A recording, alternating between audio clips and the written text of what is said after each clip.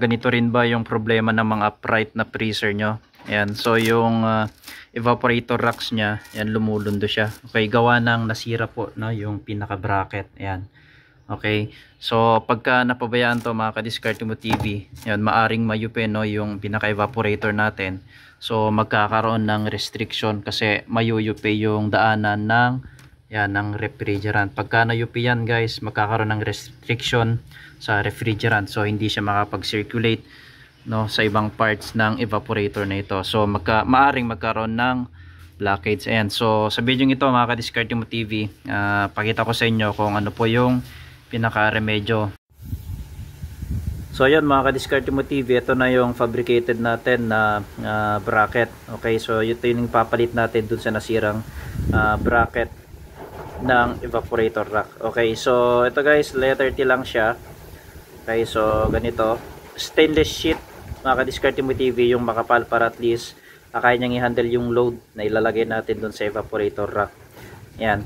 Okay, so mas preferred ko yung stainless mga ka-Diskarte Mo TV kasi hindi siya nangangalawang. Okay, ayan. So nag-check tayo dun sa Shopee or Lazada, walang ganito. Okay, so nag-fabricate na lang tayo. Okay, so pagka na-shape nyo ng letter T, i-bend naman natin siya. Ayan.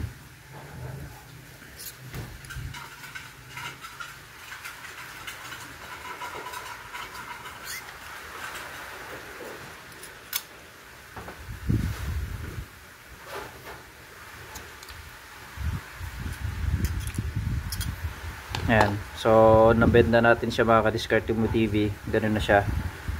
Okay, so straight lang natin.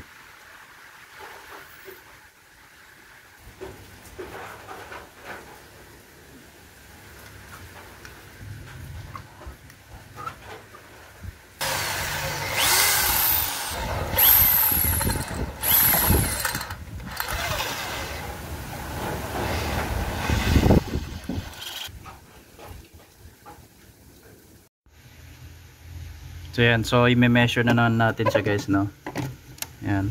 So pagka na-measure na natin dun sa screw mismo, okay, so i-fold naman natin dito guys. Yan. Okay, so i-fold natin dito banda.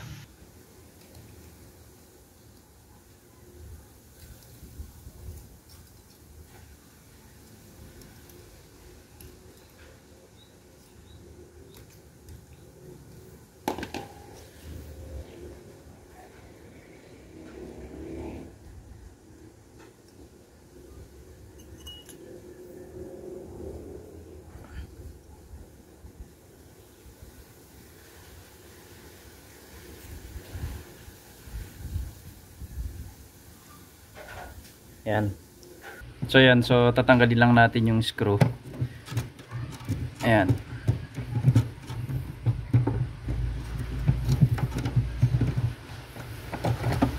Ayan. So tabi lang natin yung gagamitin natin screw. So guys, ito na yung papalit natin.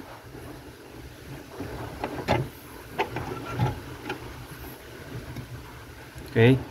Ayan, so nakalapat na siya mga ka-Diskarte Mo TV. Screw na natin.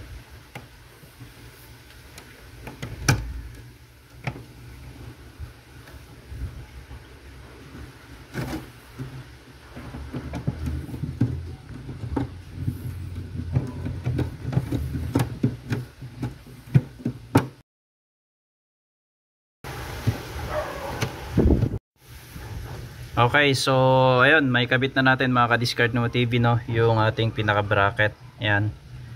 Okay, so simple DIY lang mga ka-Diskarte Mo TV. So ayan siya. So testingin natin. Ayan, so hindi na siya lumulundo kasi may bracket na doon. Ayan.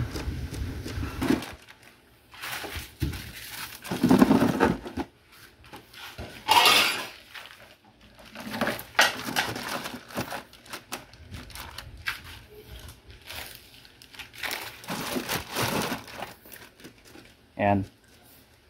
So matibay na siya mga ka-Diskarte Mo TV. So ganyan na yung outcome niya. Ayan.